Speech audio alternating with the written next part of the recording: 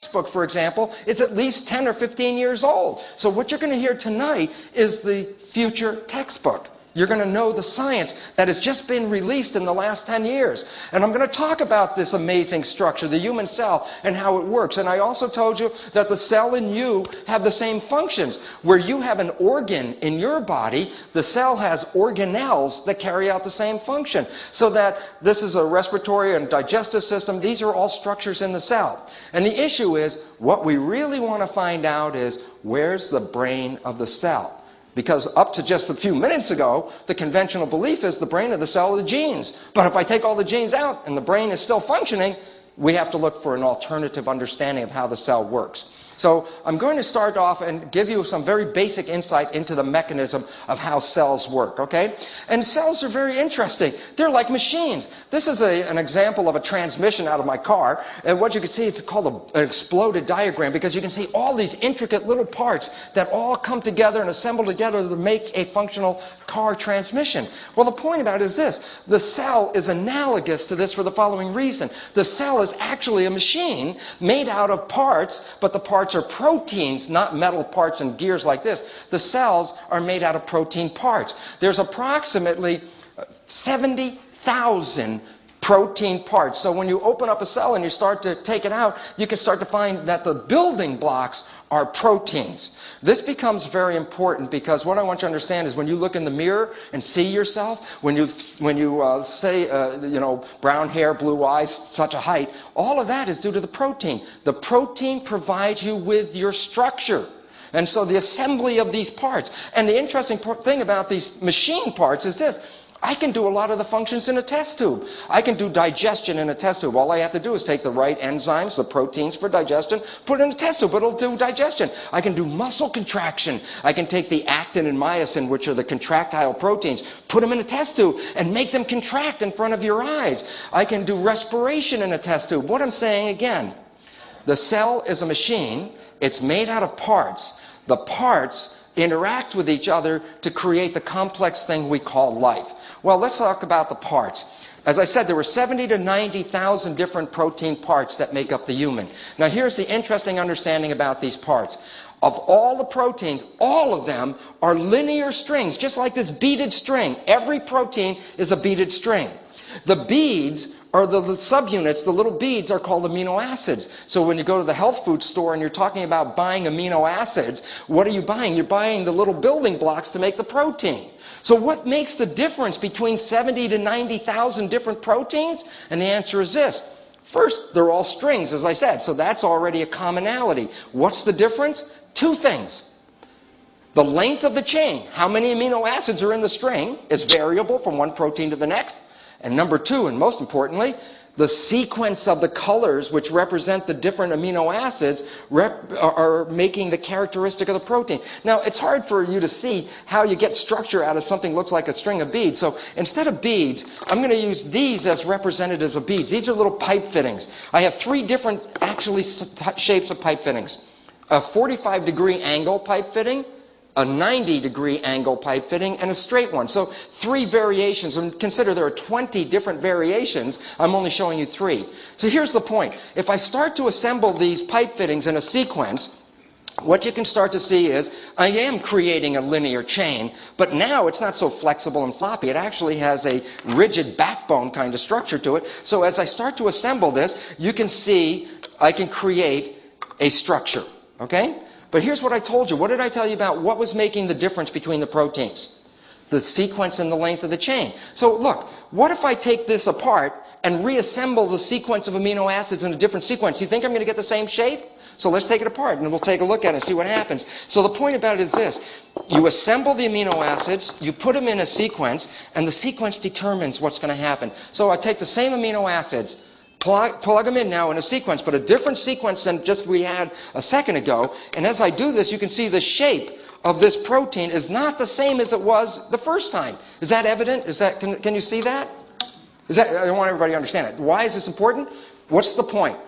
The parts of the proteins have structure due to the sequence of these amino acids. Okay? Number two, how can I get 70,000 different parts? And the answer is this. By creating a chain with a different sequence of amino acids for each different protein. So you saw that, right? So now the bottom line is this. I have this particular protein.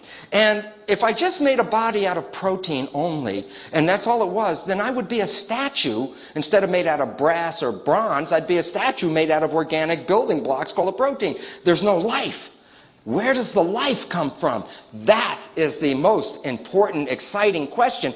I made a machine out of protein, but what is life? Life is animation. Life is movement. And so therefore, where's the movement come from? Now I'm going to show you that. And it's simple, because this is the ultimate understanding of where life comes from. When I assembled these together, I connected them like poppet beads. But look, they twist. Because at the junction, they're not locked, so I can change the shape of this protein. I just made this one.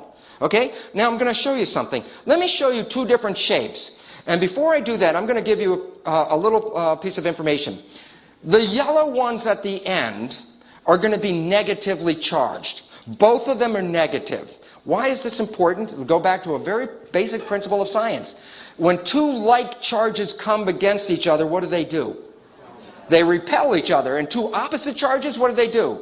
Attract. So I'm going to show you two different shapes of the same protein by just twisting it. And I'm going to ask you to tell me which is the more stable of the two. Okay? Let's use this as shape 1. Okay? Now I'm going to show you shape 2, and then I want you to tell me which is more stable, shape 1 or shape 2. Shape 2. And the reason why?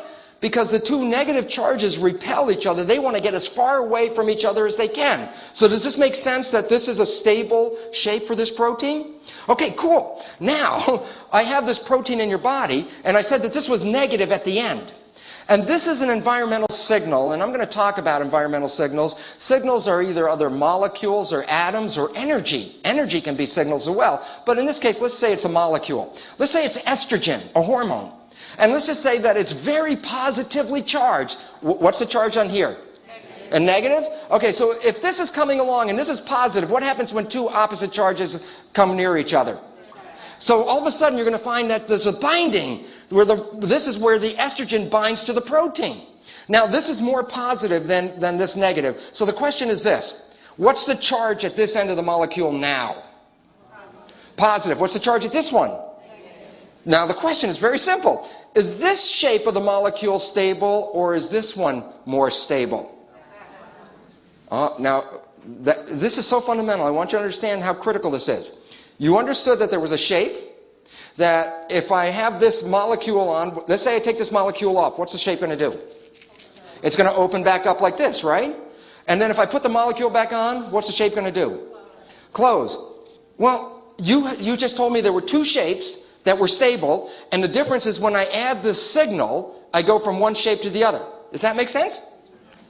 Well, that is where life comes from.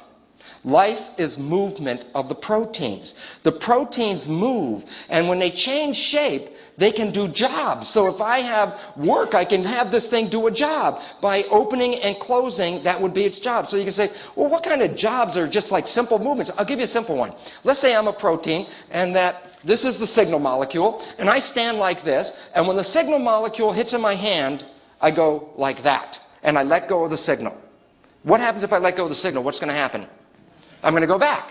And then another signal comes in my hand. Then what am I going to do? Go like this. And you say, well, that's a nice simple movement, but what does that have to do with it? Well, if your house is on fire, and you have a bucket brigade, and I'm a protein in the middle, and somebody hands me the bucket, what am I going to do? Pick it from here and pass it to the other guy. Well, the point about it is very simply this. Proteins provide for my physical structure, but proteins can change shape when a signal binds to that protein. So all of a sudden it says that a static protein could just be sitting here, but the moment the signal shows up, the protein does something. Well, that something is hooked or actually used to do a job in the cell. So what is digestion? Here's an enzyme. It stands here. Here's the food molecule, and it gets caught in my hand, and I bring it together, and I rip it apart. That's all it is. Ripping apart. Digestion. So the bottom line is this. You're a machine. The structure of the machine is due to the protein parts. The proteins are all these linear chains made out of amino acids. That the final structure is due to the sequence of the amino acids and the charge. That's this critical part. When I balance the charge, the protein is stable. If I change the charge, the protein changes its shape. It's simple, but it's